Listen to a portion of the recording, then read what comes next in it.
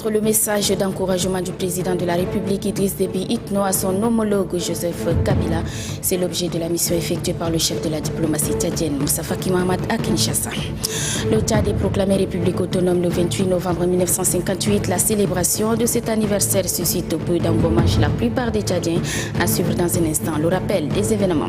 Et puis le ministère de la Santé publique et l'Assemblée nationale ainsi que les leaders d'opinion s'unissent en vue d'apporter leur contribution pour la réduction de la mortalité maternelle dans notre pays. Bonne fête à toutes et à tous, bonsoir et merci de nous recevoir chez vous. À la une de l'actualité ce soir, le ministre des Affaires étrangères et de l'intégration africaine, Moussa Faki Mahamat, à la tête d'une importante délégation, vient d'effectuer une mission en République démocratique du Congo. Le chef de la diplomatie tchadienne est porteur des messages du président de la République Idriss Déby Itno à son homologue congolais Joseph Kabila Kabange. Voilà, reportage Adoum Abdelkader. C'est en début d'après-midi du lundi 26 novembre que la délégation conduite par le ministre des Affaires étrangères et de l'intégration africaine Moussa Faki Mahamat arrive à l'aéroport international de Kinshasa. Au bas de la passerelle pour accueillir le chef de la diplomatie tchadienne, il y a le vice-président congolais. Après un bref entretien entre les deux personnalités au salon d'honneur, la délégation du ministre des Affaires étrangères composée du secrétaire général de la communauté économique des États de l'Afrique centrale, Nassour Guelen Douxia Waïdou, et du chargé des affaires de l'ambassade du Tchad en RDC se rend à la résidence du président de la République où les attendait le chef de l'État congolais Joseph Kabila. Le ministre des Affaires étrangères et de l'intégration africaine, Moussa Faki Mahamat, est porteur d'un message de soutien et de solidarité du président de la République Idriss Déby Itno, président en exercice de la CEAC au gouvernement de la République démocratique du Congo. J'ai été dépêché par le président Idriss Déby Itno pour porter un message à son Excellence, Monsieur le Président de la République démocratique du Congo, message de solidarité et de soutien, non seulement du président du Tchad, mais de l'ensemble de la communauté des États de l'Afrique centrale. Tout le monde a suivi l'agression dont est victime la RDC par rébellion interposée et naturellement la communauté est solidaire de la République démocratique du Congo. Nous avons grand espoir que ces agresseurs comprennent la nécessité de rechercher la paix par d'autres voies. La République démocratique du Congo et le Tchad entretiennent de bonnes relations de coopération politique, économique et culturelle. Les deux chefs d'État, à savoir Idriss Déby Itno et Joseph Kabila, œuvrent pour le bonheur et l'épanouissement de leurs peuples respectifs. C'est pourquoi l'on souhaite un dénouement heureux à la crise qui prévoit en RDC pour une paix durable dans l'espace CEAC. Je vous le disais dans les titres, le Tchad, notre pays a été proclamé République autonome le 28 novembre 1958. Mais la célébration de cet anniversaire suscite peu d'engouement ces dernières années chez la plupart de nos compatriotes. Kadouba Théophile revient sur les événements qui ont précédé et concouru à la proclamation de la République du Tchad. Regardez. Siège des trois grands royaumes sahéliens, le Kanem Bornou, le Bagirmi et le Wadaï, l'État du Tchad, dans ses frontières actuelles, est une création de la colonisation européenne. Ces frontières résultent des négociations entre Français et Anglais dans leur lutte pour la conquête du continent dans les années 1880. Précisément, à la conférence de Berlin, tenue du 15 novembre 1884 au 23 février 1885, qui avait permis aux puissances coloniales de définir les modalités de partage de l'Afrique afin d'éviter les affrontements directs. Considéré comme protectorat français à partir de 1900, le Tchad fut érigé en colonie en 1920 dans le cadre de l'Afrique équatoriale française, AEF. Base de départ de la résistance militaire française à l'Allemagne à la Seconde Guerre mondiale, le Tchad fut la première colonie française à se rallier à la France libre en 1940, sous l'impulsion du gouverneur de l'AEF, Félix Éboué. Cet engagement aux côtés du régime du général de Gaulle aboutit à la proclamation de la République du Tchad, État autonome, le 28 novembre 1958. Vous l'avez peut-être suivi, le ministre de la fonction publique a fait une déclaration hier. Elle est relative à la grève de l'UST qui dure depuis 9 semaines et la décision du gouvernement de rompre unilatéralement tous les accords sociaux signés avec les centrales syndicales. Mamata Balisala. Comme vous l'avez constaté, non seulement les responsables de l'IST ont appelé à une grève, perlée mais plus grave à une grève sèche, même dans les services essentiels dont l'interruption complète mettrait en danger la vie, la sécurité et la santé de la population. Et c'est en violation de la loi numéro 008/PR/2007 du 9 mai 2007, portant réglementation de l'exercice des droits de grève dans les services publics. Dans son intransigeance, l'IST a refusé que les agents de l'État réquisitionnés conformément à la loi exercent leurs activités mettant ainsi en danger les paisibles citoyens. Mieux, l'IST ne s'était pas arrêté aux revendications professionnelles, comme le lui permet la loi, mais elle est allée au-delà en faisant de la grève politique, chose que les conventions de l'Organisation internationale du travail, dont notre pays est membre, interdisent à toute organisation syndicale de travailleurs. Il est clair que cette grève lancée par l'IST est en réalité sans objet. Devant cette situation, et compte tenu du fait que tous ces avantages accordés par les différents protocoles ont été remis en cause, il ne reste qu'à considérer tout cela réparti sur des bases nouvelles. C'est pourquoi certaines mesures s'avèrent nécessaires pour lancer un partenariat efficace et productif. À cet effet, le gouvernement décide de ce qui suit. L'annulation du protocole d'accord du 3 juin 2011, signé entre le gouvernement et le syndicat des travailleurs des affaires sociales et de la santé, ainsi que les effets financiers qui en découlent. L'annulation du protocole d'accord du 11 novembre 2011, signé entre le gouvernement de la République du Tchad, l'Union des syndicats du Tchad et la Confédération libre des travailleurs du Tchad, entraînant de facto l'abrogation du décret 1249/PR/PM/MFPT 2011 fixant l'échelonnement indiciaire et définissant les modalités de reclassement des corps et de reversement des fonctionnaires de la République du Tchad. Ainsi, en application des textes de la République, est-il demandé à tous les travailleurs réquisitionnés de reprendre sans délai leurs activités et faire fonctionner normalement les services. Par ailleurs, le ministre en charge du Travail tient à attirer l'attention des travailleurs qui ne respectent pas les textes de la République. Ils doivent savoir que notre pays est un pays de droit et que le désordre, il n'y a pas droit de citer. En tout état de cause, le gouvernement se réserve le droit de faire appliquer les textes en vigueur. Voilà des propos recueillis par Adouma Abdelkader. Lutte contre la mortalité maternelle. Le ministère de la Santé publique et l'Assemblée nationale impliquent les leaders d'opinion. Une rencontre d'échange a lieu aujourd'hui. Tous entendent organiser des campagnes de sensibilisation pour amener la population à un changement de comportement. Anastasie Bissi.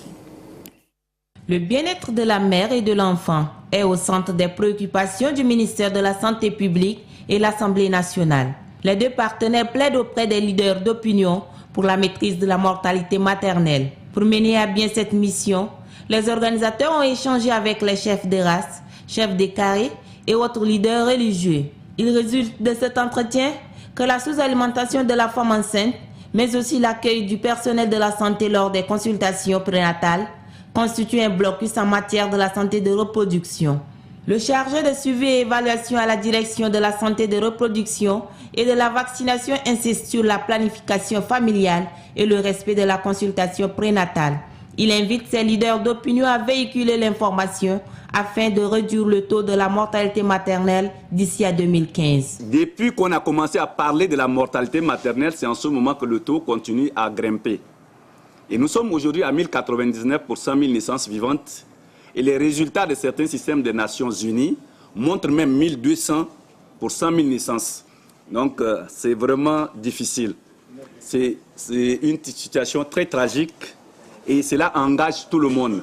Le député Abakar Outoumane reconnaît les efforts du gouvernement en matière de la santé de reproduction. Cependant, il déplore la prévalence de la mortalité maternelle et infantile du pays. Ces leaders d'opinion ont pour mission de sensibiliser la population pour un changement de comportement. Le groupement de la garde nomade de la zone de défense numéro 4 a un nouveau commandant. Le bâton de commandement revient désormais au colonel Djourou Wadjaga.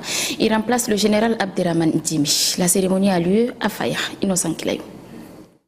C'est le colonel Djourou Wadjaga qui succède au général Abderrahmane Djimi à la tête du groupement de la garde nationale nomade du Tchad de la zone 4.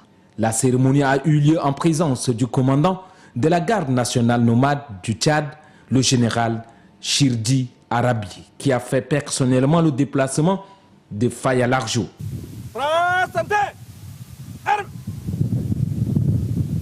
Le commandant de la garde nationale nomade du Tchad a exhorté le nouveau commandant de la GNT de la zone 4 de jouer pleinement son rôle. Le colonel Djourou Wadjaga, présent ici à ma droite, voulut obéir en tout temps pour l'accomplissement du devoir national et dans le cadre de la discipline et des règlements qui régissent nos forces de défense et de sécurité. Plusieurs autorités administratives et militaires ont pris également part à cette cérémonie de remise de commandement. Le 5e rapport national sur la biodiversité a été élaboré hier par les techniciens du ministère de l'Environnement et des Ressources halieutiques et leurs partenaires. Ce document qui porte sur la stratégie nationale et le plan de la gestion de l'écosystème est élaboré après 48 heures d'échange. Kadnova Théophile. Le ministère de l'Environnement et des Ressources halieutiques vient de se doter de nouveaux outils de gestion de l'écosystème. Ceci après 24 heures d'échange et d'analyse de la stratégie nationale et du plan d'action de la gestion de la flore, de la faune et des ressources halieutiques. Des documents élaborés depuis plus d'une décennie. Pour le point focal national de la biologie, Habib Gademi, ces nouveaux documents prennent en considération les préoccupations actuelles des plus hautes autorités dans la lutte contre la pauvreté, les aléas du changement climatique et l'implication des communautés locales dans l'élaboration et la mise en œuvre des projets. La centaine des participants venus des provinces et ceux de N'Djamena ont adressé des recommandations au gouvernement. Ces recommandations se résument à la signature d'un décret portant sur le renforcement de la législation nationale en faveur de la gestion durable de la biodiversité. Et puis une session de formation sur les documents techniques du recensement général de l'élevage a lieu à Massakori dans le cadre de la mise en œuvre du recensement général et de la politique du développement du monde rural. Nous retrouvons Kadnova Théophile. Dans le cadre du recensement général de l'élevage au Tchad, Massakori, chef-lieu de Hadjar Lamis, abrite la première rencontre des agents formateurs. Cette rencontre vise à former d'une part des participants sur l'utilisation de documents permettant de recenser le cheptel tchadien et d'autre part répondre aux besoins des éleveurs grâce à une élaboration de programmes qui puissent favoriser l'épanouissement du secteur d'élevage au Tchad. Mieux, elle permet de mettre à la disposition du ministère, ses partenaires et les autres décideurs des résultats fiables et actualisés. On ne peut élaborer une politique viable et cohérente de développement d'un secteur aussi important que l'élevage sur des données aléatoires et des estimations. Le recensement général de l'élevage vise à contribuer aux objectifs spécifiques attribués au secteur rural par le gouvernement à travers sa lettre de politique sectorielle de développement rural élaborée en 2003, à savoir l'augmentation durable de la production, l'émergence des filières compétitives, la gestion et la valorisation des ressources naturelles, la promotion du monde rural, et l'amélioration de l'efficacité des interventions publiques. Pour le coordonnateur du projet, Mohamed Abba Kaka, cette formation est bénéfique et d'un grand intérêt pour les cadres centraux et régionaux de l'élevage, car elle offre l'opportunité d'échange et de partage des expériences sur les difficultés de terrain. Voilà, c'est un reportage signé Noubadumbaye Talomati. Le plan stratégique de développement local préoccupe les autorités de Massenia et du Chariba Girmi. Un atelier de formation se tient dans ce sens. Une rencontre qui a regroupé les autorités administratives, religieuses et civiles des deux lieux. Noubadumbaye Talomati. Les autorités des unités administratives décentralisées, Les autorités traditionnelles, les représentants de la société civile et les opérateurs économiques de la région de Massénia se penchent sur le plan stratégique de développement de 2013-2015. Des régions sont conviées à cette rencontre, à savoir le Hadjar Lamis et le Chari Bagirmi. Les invités à ces assises traiteront des questions liées aux différents secteurs de développement. Ils mettront à profit cette occasion pour passer au scanner le mot qui mine le développement local et adapter des stratégies innovantes. Le gouverneur Adou Mamad Alio a saisi l'opportunité pour demander aux participants à donner le meilleur d'eux-mêmes afin de valoriser les secteurs de développement prioritaires. Le chef de mission Abdraman Abdoulaye a précisé pour sa part que l'importance de cette rencontre n'est pas à démontrer. Il invite les participants à être attentifs car, devrait-il ajouter, que les conclusions de cette rencontre permettront d'enclencher un développement tous azimuts de tous les secteurs. En politique, l'ARD Action pour la République et la démocratie a tenu hier son deuxième congrès placé sous le thème « Mobilisons-nous » pour redynamiser le parti. La rencontre regroupe les militantes et militants venus des différentes régions du pays. Marali Joséphine. 8 ans après le premier congrès tenu à Moundou, les militantes et militants de l'Action pour la République, la démocratie et le développement ARD se retrouvent. Ils sont venus des différentes régions du pays pour prendre part à ce deuxième congrès ordinaire basé sur le thème « Mobilisons-nous » pour redynamiser l'ARD. À travers ce thème, le parti ARD entend dresser le bilan des activités réalisées, adopter des textes de base et surtout mettre sur pied un nouveau bureau exécutif. Ceci en vue de conduire objectivement la destinée du dit parti. Le président du comité d'organisation de ce deuxième congrès, l'armée Kilmapon, remercie ses camarades pour leur motivation et ce, malgré les difficultés notifiées, notamment la disparition du président fondateur Fembaïlo Naimbaïlo Simia, en mémoire de qui une minute de silence a été observée. Le vice-président de l'ARD, quant à lui, souligne que la vie d'un parti dépend de l'engagement des militants. Notre pays a connu beaucoup de changements et d'évolutions qui nécessitent des nouvelles stratégies pour faire face aux nouveaux enjeux du monde. Ces nouveaux enjeux nous imposent d'avoir la capacité de se renouveler, car pour prétendre renouveler la société, il faut être capable de se renouveler soi-même. Le vice-président du parti Action pour la République, la démocratie et le développement Alamine Mahamat relève que l'avenir de son organisation politique semble prometteur, car, dit-il, l'ARD fait partie des mouvements politiques qui ont pris part aux différentes échéances électorales qui se sont déroulées au Tchad. En culture, après plusieurs années d'absence sur la scène musicale, le chanteur Emmanuel Ngaba revient sur scène avec un nouvel album de 10 titres appelé Dunia. Prélude au lancement du dit album, il a animé une conférence de presse pour échanger avec les hommes de médias. Noubadoumbay Talomadi. Dunia, qui signifie la vie. Et en fait, c'est un résumé de mon expérience personnelle depuis ces 10 dernières années.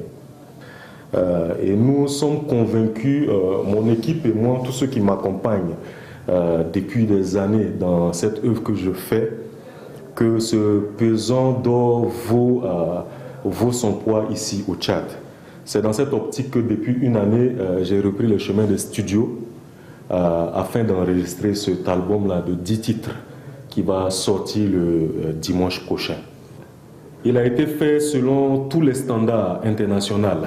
Vous voyez, c'est en digipack, vous pouvez voir le contenu, avec un livret interne. Et nous avons aussi une innovation de la technologie nouvelle. Donc l'album sur clé USB, c'est une carte de visite pour ceux qui ont des véhicules et ainsi de suite. Vous pourrez les utiliser dans vos véhicules. Donc nous vous attendons avec mon équipe, les amis d'Azaf, tout le comité d'organisation Explosion Symphonique. Nous vous invitons à venir découvrir ce produit-là le dimanche prochain. Voilà, autant pour moi, c'était plutôt un point, une de presse des propos recueillis par Noubadoumbay Talomadi. Et c'est ici que s'achève cette édition.